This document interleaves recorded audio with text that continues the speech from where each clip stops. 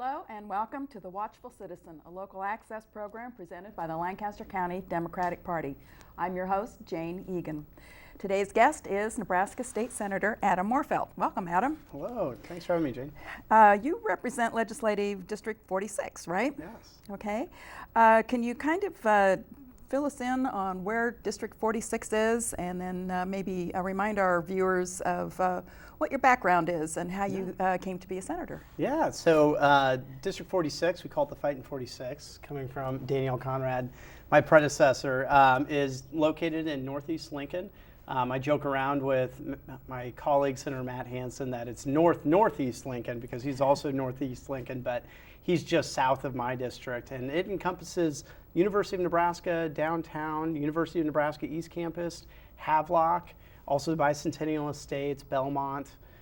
So, you know, going all the way up to the interstate and then all the way to 84th Street past Havelock and back down. And so it's it's an expansive district. It's a very working class district, and then also a very college oriented one as well. Mm-hmm. And business oriented, so you're covering a lot of bases. It's very diverse. Yeah, and there's a ton of light industrial up there. Right. So we have a lot of good kind of living wage jobs and other light industrial businesses going on in the Cornhusker Highway kind of corridor. Right, Yeah. good. So how did you become a state senator, and when, how many terms have you served? Yeah, so this is my first term. This is my first session. It was an eventful session, as everybody kind of saw, regardless of which side of the issues you're on. But for me, it really started volunteering at the Democratic Party. I was an intern for then the deputy director of the party, Heath Mello, and the executive director, Barry Rubin, back in 2005 when I first came to the university.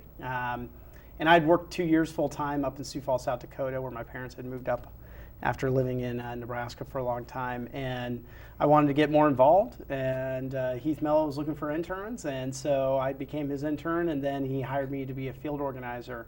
So I went door to door, did phone calls, organized volunteers for the 2006 campaign for the Democratic Party. And then I got very involved in the public policy aspect, particularly voting rights, election modernization, getting young people more engaged in their community and their democracy. And then I decided once Daniel Conrad was going to be term limited, which we all knew was coming, that it was time for me to maybe give it a try and put my hat in the ring. So it was really kind of a progression. I learned how to go door to door and talk to people and connect with people and figure out what their concerns are and what their issues are in the partisan realm. And then I also learned the importance of good public policy in the nonprofit public interest realm. And that all kind of led me to have that interest. And then I had a few people that pushed me along and told me I should consider replacing Daniel Conrad when she was term limited. So you're also the executive director and founder of Nebraskans for Civic Reform. Can you tell us a little bit about that? Yeah, so that's a nonprofit I started in 2008 while I was an undergrad. And what we do is we work to create a more modern and robust democracy for all Nebraskans. It's a lofty goal. We mean it to be that way.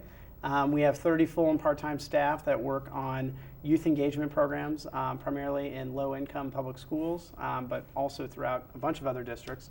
And then we also have a veterans job readiness and community engagement component, ensuring that veterans have a smooth transition to civilian life when they return. And then we also have a voting rights component where we do voting rights litigation, research, advocacy, and investigations. So we work to make sure that elections are protected in a nonpartisan way and that they're more modern and accessible. And the idea is about 80% of our programs are really the youth engagement programs that once we get young people engaged in our democracy and in dynamic ways where they're identifying issues in their community and then going out, critically thinking about it, having civil discourse, and then doing something about it, that once they're engaged in their communities and their democracy, we need to make sure that their elections and their democratic systems, their small d democratic systems, are both accessible, modern, and nonpartisan. And so that's what Nebraskans for Civic Reform does. And it's really grown in the last 4 or 5 years. I would have never guessed I'd be the executive director of it when I started it. I thought it was going to be a nice civic organization that was all volunteer, but people really saw the need for, I think, an organization, and my board is bipartisan, I guess, so we have Republicans and Democrats, really saw the need for an organization that work to protect fundamental rights, voting rights, but then also didn't just work on the policy level, but really worked substantively on the youth engagement level too. So just to follow up a little bit on the civic reform as far as voting rights is concerned, how do you kind of balance that with the move for voter ID in Nebraska? There are some senators that I think brought that up and will again. Where are you at on that issue? Well, we defeat it. And Right. no, I mean, we are unabashedly opposed to voter ID. You know, it was one of the first major policy fights that we had as an organization, because there's really no other organization specializing in voting rights. There's organizations that worked on it, like ACLU, Nebraska Appleseed, and some other, and Common Cause is another one, League of Women Voters. There's a lot of other, NAACP, I'll probably forget one, but there's a lot of organizations that was kind of something they did, but there was no organization that was really dedicated to voting rights. And so I think that's where we came in, to be a convener of organizations and coordinate folks and really specialize in the area and fight it. And we wouldn't be able to do it without all of those organizations working with us. But the fact of the matter is that this last session, 25 state senators voted against voter ID out of 49. 12 of them were Democrats, 12 of them were Republicans, and 1 was independent. And so that's the beauty of our nonpartisan unicameral system, is that we can have bipartisan consensus on issues of fundamental rights. Some issues are a little bit tougher than others. We don't always have the consensus, but we're in a really unique spot. If you look at how many Republican legislators actually voted against voter ID in Nebraska this last session, that was more Republican legislators that voted against it in the entire country. Really? But on the state level anyway. I don't know about the congressional level. But that being said, in the past it wasn't always that way. It was always a few Republicans joining all the Democrats and voting against it in the legislature. So we've come a long way on the issue. And so we'll keep fighting barriers to access, or potential barriers to access, but I think that we also need to keep being proactive too. That's why we've pushed for things like election day registration, online voter registration, which we worked on for 7 years and is going into effect this fall, I believe. It was passed into law last year unanimously. So we need to not only be reactive, but also proactive, because otherwise the folks that are pushing these voter barriers and unnecessary ID requirements are always going to take charge of the narrative if we're constantly on the defensive. So, a few days ago on August 6th, we celebrated the 50th anniversary of the 1965 Voting Rights Act that was signed into law by Lyndon Johnson. President Obama made a speech commemorating that legislation. yeah. He also said that September 22nd of this year was going to be National Voter Registration Day. Yeah. And they're going to dedicate, and that's a Tuesday, I believe. They're going to dedicate a whole day. So is your organization planning anything for that event? Are you aware of it? Yeah. So what are you doing? There's going to be a Know Your Rights campaign that's going to be coming out, and they'll stay tuned on that. So there'll be a Know Your Rights campaign, and then there's also going to be a lot of voter registration efforts done with, organizations across the spectrum. And so, so we will be active in that, as I'm sure the parties will be too. Yes. And we're looking forward to celebrating that. But then also we got an election coming up, and so regardless of whether you're on the party side or the nonpartisan side or whatever kind of spectrum that you're in. We have to be vigilant about the next election, and we have to remember that the Voting Rights Act solved a lot of problems in about 50 years ago now, in the 60s. But that being said, there's still a lot of problems out there to be solved, and the problems have not gone away. They've just morphed into different types of problems. So now we don't have Jim Crow laws necessarily, on the face of them anyway, but what we have is unnecessary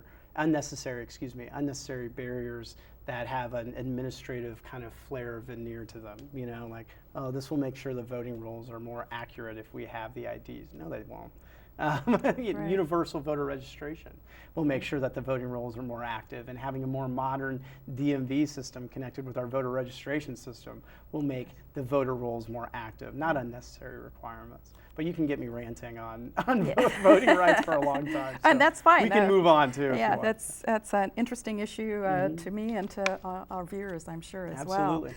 Absolutely. So how do you disseminate what you're doing, your activities, and how does that get out to the common person? Yeah. So what we do is a variety of ways. I do a lot of social media. I'm a little bit of a younger guy in the legislature. The average age is 58. I just turned 30, which makes me feel old. But it depends on your perspective. So I do a lot of social media, Twitter, Facebook, Instagram, things like that. But I also realize not everybody's on social media, not all voters. So I also send out a letter to all of the registered voters that have voted in the last, I think, 4 years in my district, kind of an update of what's going on, what my priorities are. I also do a constituent survey on the big issues that are going to be facing the legislature, or did face the legislature last session and will likely face them again this session. And so I really try to get a pulse of what my voters are thinking. And it's great because I can understand what my Democratic voters are thinking, what my independent voters are thinking, and then what my Republican voters are thinking.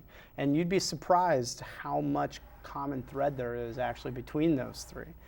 Because we hear a lot of the rhetoric sometimes, but there's actually fairly common consensus in my district that we need to have Medicaid expansion, that we need to have basic fundamental rights for LGBT Nebraskans in the workplace. That was one thing that surprised me a little bit, because I thought, well, the Democrats were solid on those issues. 95% of my Democrats believed in the need for some of those issues, healthcare reform and also LGBT rights and things like that. Independents were right up there with them, but there was an overwhelming majority of Republicans too. And I think sometimes their voices get drowned out in some of the partisan stuff way on the right. And I think that there's more common consensus around these progressive issues than people think. I agree, totally. Well, I think that work that you're doing there at Nebraskans for Civic Reform is wonderful. Thank you. The last session was kind of an exciting session. Yeah. Lots of neat new things got done. Death penalty repealed.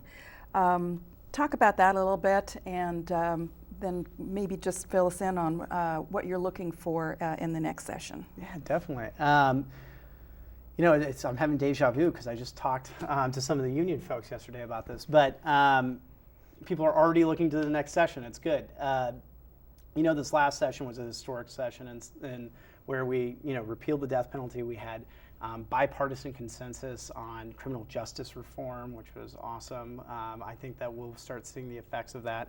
Well, that takes a little while, but we'll see the effects of that fairly soon. We also, made sure that women who are pregnant have basic accommodations in the workplace too, which is something that caught the eyes of some national progressive organizations as well. It was something that I thought we already had, to be honest with you, and didn't realize it. It was one of those bills where you thought, we don't have that yet? That seems like common sense. Why wouldn't you provide, basic and reasonable accommodations for people that are pregnant in the workplace? But we were able to pass that as well. And then we were also able to do a lot of other great things that were on the defensive side. We were able to defeat voter ID. We were able to defeat an attack on the recent minimum wage increase, making it so that young Nebraskans under the age of 19 would make less than other Nebraskans, which makes no sense whatsoever. But there remains to be a lot of work that needs to be done. Medicaid expansion is, I think, for me, one of the most notable that we did not accomplish this last session. Right. And I think that was a product of, there were a lot of new senators, and not everybody had gotten their head around it, and I don't think anybody was willing really to stick their neck out yet, because I think that we need to educate some of the new senators on what the issue is, and I think they've seen that, and there's a kind of a bipartisan group of senators working together now to look at some more dynamic ways to have a Nebraska way for Medicare and Medicaid expansion, or it's not Medicare, but Medicaid expansion. Mm-hmm.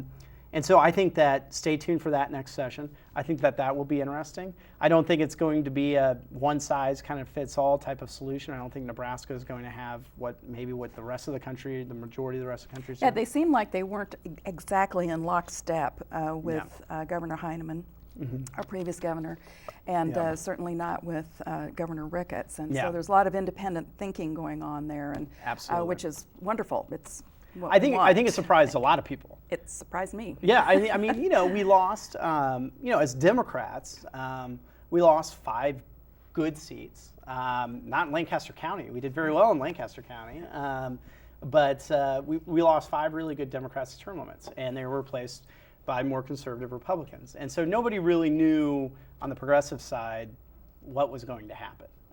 I think most people were pleasantly surprised. That being said, we have a lot more seats up that are up for term limits in another year. We're losing good folks. We already lost one because he resigned, and he's doing the Lord's work in D.C. now with Congressman Ashford, so you can't blame him there. And I think that we're going to start feeling those effects if we're not working hard and out there recruiting candidates for some of these seats. Some of them we've already gotten some really strong folks for, so I'm feeling good about that. But that being said, the great thing about our unicameral is it can always surprise us because it is really truly nonpartisan in nature as compared to other legislatures. There's still politics involved with it. And the parties still get involved, as they should. That's their function. As a first-time office holder, time, right? And new to the legislature, do you think that there was a certain kind of maybe acceptance on the part of the gals that have been around for a while, or are they kind of listening to the younger folks that have come in? I think so. I mean, I think it's all about how you approach it too. I mean, there was never, I guess I never got the feel that there were ever anybody that was like, oh, he's new, he doesn't really know what he's talking about. But I also approach it a different way. I mean, I approach it a different way than maybe some other people might. I mean, for me, I went in there going, yeah, have I worked around the legislature for around 7 years on nonpartisan policy stuff? Sure. But do I know everything? No. And I didn't pretend to know everything, so I asked a lot of questions. And on the issues that I knew a lot about and I was well read and researched and passionate about, I stood up and said something.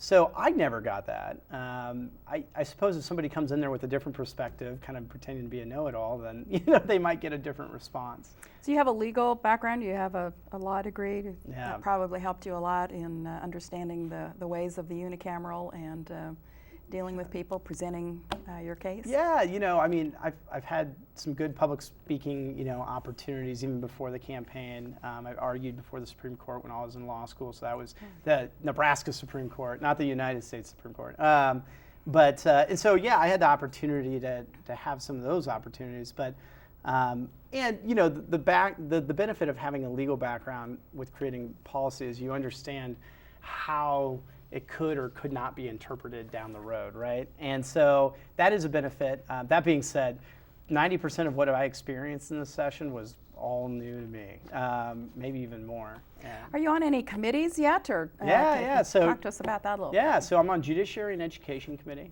which are 2 big committees. Education's a 2-day committee, probably should be a 3-day committee. And Judiciary is a 3-day committee. And actually, Patty Pansing-Brooks, Senator Brooks, is on both of the same committees with me, so it's kind of funny. We stare at each other across the room on both of them.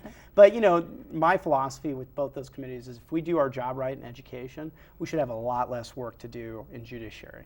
To me, judiciary should be a 1 or 2-day committee, and education should be a 3 or 4-day committee. Because if we spend more time on that end, we should have to spend a lot less time on the judiciary committee, and we're trying to do that with prison reform and being more dynamic about our education and our school system for the 21st century and with funding. So you have a staff in 2 places with your foundation and also your for the legislature. Are these folks, tell us a little bit about your staff. So supporting in my office, there's Julia and then Nancy. And Julia and Nancy actually both worked for Senator Conrad for 8 years before me. So they know Northeast Lincoln very well. They know all the constituents in my district very well and their issues. And so it was really a smooth transition. And Senator Conrad and I's views on things are fairly similar. I haven't found something that we've differed on yet, but I'm sure there's something down the road, yes. But and then so they're amazing. They also worked for Senator Keneally before Senator Conrad. So they've been an amazing resource and really allowed me to hit the ground running. And then, you know, in my nonprofits office, we have a lot of help and support staff, and we moved some people up because obviously during the session I'm not around as much. But yeah, so I mean, when I tell people about staff, I say I work with them. They don't work for me. I mean, we are working together, and that's kind of the approach that I have working with my colleagues in the legislature too. So you've got a staff, and they're doing research for you. You do your own research. Yeah. In the last several years, an organization, ALEC, Yeah. American Legislative Exchange Council, yeah, something like that. I know that some of our state senators were a member of that organization. Are you a member of that organization? No. Okay. What do you think about organizations like that, either on the conservative or the liberal side? Are they good, bad? Oh, I mean, obviously I have my own policy opinions on whether an organization is good or bad. I mean, I don't choose to be a member of ALEC because I think their policies are good for very few Americans and bad for a majority of Americans. And if those very few Americans were smart, they'd realize that if the majority of Americans are doing well, so will they do even better. If we have a strong middle class, you know, the job creators, I think we're all job creators, but the job creators and the corporations and the businesses will be more profitable. But that being said, so for me, I don't agree with ALEC. I don't agree with their views. I choose not to associate with them, and I often oppose most of their policy positions. Do they have a presence in our Unicamera, or do we Oh, have yeah, they truly do. independent? Oh, I think they have a presence, and I think that they're a clearinghouse for ideas for certain folks that want to have access to that, right? But you know, we also have progressive counterparts. SIX, the State Innovation Exchange, is a new one that's kind of a spinoff from an old one, and they convene legislators too, and we talk about what works in other states, what doesn't work, what works in conservative states, what works in liberal states, and so I think that, you know, the beauty of a democracy in America is that we have freedom of association to create these organizations. I just choose to oppose ALEC in most cases, and I'm sure they choose to oppose me in some of the other cases. Right. But I think that we always have to be watchful of those organizations and some of the trends that are coming down, because that's our American democracy, is having competing interests and being able to balance those with compromise. It's when the compromise breaks down that things get kind of scary. We have about 4 minutes left. Okay, it's gone great. pretty fast. So what else can you tell us about your experience as a new legislator in the unicameral and your plans for the upcoming session? Yeah. Or anything else, any other topic you'd like to bring up? Well, I'll tell you, I'll tell you the things that I really like about it and the things that surprise me a little bit. The things that surprise me about being a state senator is just the amount of information coming at you and how little time you have to read up on an issue, whether it be an amendment that's on the floor or whatever the case may be. And I very rarely do not voting because I feel as though that I was sent there to make decisions and make tough decisions and to read up on those issues quickly. But what I'm trying to get at is that surprised me, and that's why it's so important for folks to get in touch with me, even if it's a quick email about how a certain bill or an amendment or whatever the case may be impacts them, because I may not have thought of that, and somebody may not have told me that. And I think there's a lot of people that think state senators don't read their email, they don't, listen to their correspondence. I think most do. I know I do. And I know that there were some amendments that I voted on where people are like, "Why did you vote on that amendment?" I'm like, "Why didn't you contact me?" And so, let me know next time. So that was the one thing that surprised me. The things I really like about it is it's just great to be, in number one, a nonpartisan body where you do have that ability to work with other people and work across party lines. And it's also great to have the opportunity to be a young Nebraskan and represent young Nebraskans, which are very underrepresented in the legislature. Absolutely. Along with women. Women are also incredibly unrepresented in the legislature. Why do you think that's true? Oh, that's a good question. That's the $1 million question. That I is think the if I had that million-dollar answer, question. I Yeah, mean, why don't they vote? Why, yeah. yeah, I mean, women vote. Women vote, yeah. but, why they're you not know. in the legislature and in more elected bodies, I don't know. I think that it's a cultural thing that we need to get over. I think that there's a lot of people that encourage men to run, but they don't encourage as many women to run, and maybe that's because there's more men in office, and so they just naturally encourage more men. I don't know. I'm just thinking out loud, but I think that we need to have more programs that encourage women to look at running because they bring a different perspective to the legislature, a different worldview in many cases, and I think that it's detrimental for our representative bodies not to be representative of the populations they serve, because people don't hold the same amount of trust in it then, and they don't look at it as being representative of them. So you know, my nonprofit, we're looking at several different programs to try to start up and maybe even work with the YWCA, I know, on trying to build some women leadership. And it really starts on the local level, school board, city council. I mean, I jumped right in. There's some other women like Danielle Conrad and Amanda McGill that jumped right in too. But oftentimes, it's building the leadership base and getting that experience. With lots of other people that we've interviewed on this program in the past, we have talked about the sense that we have a lack of educational courses in our basic school system about civic responsibility, about American political history, and how important it is, and especially at the local level. And you're very interested in education. I don't know if it goes down to that level, you know, where coursework is being presented, but and I'm not really sure about this myself, whether they have just kind of taken that away along with music and phys ed and that sort of thing and art classes, or if it's you know, it's a puzzle. It really is. I think that there's no doubt that civics and social studies has been put to the wayside along with a lot of the arts because of some of these core. I think civics and social studies is a core academic area, but when it comes to testing, it just isn't anymore. And I think that we need to relook at that. And that's why I started my organization, in part, is to provide more resources for teachers to have substantive service learning, civic engagement opportunities for their kids. I think that we also need to have programs, though, that really target women and show them the different opportunities that they have as women leaders, both in the corporate world and the public interest world, and then in the elected world as well. Because the more opportunities you throw out there, the more likelihood people are going to take them. Right. So, agreed.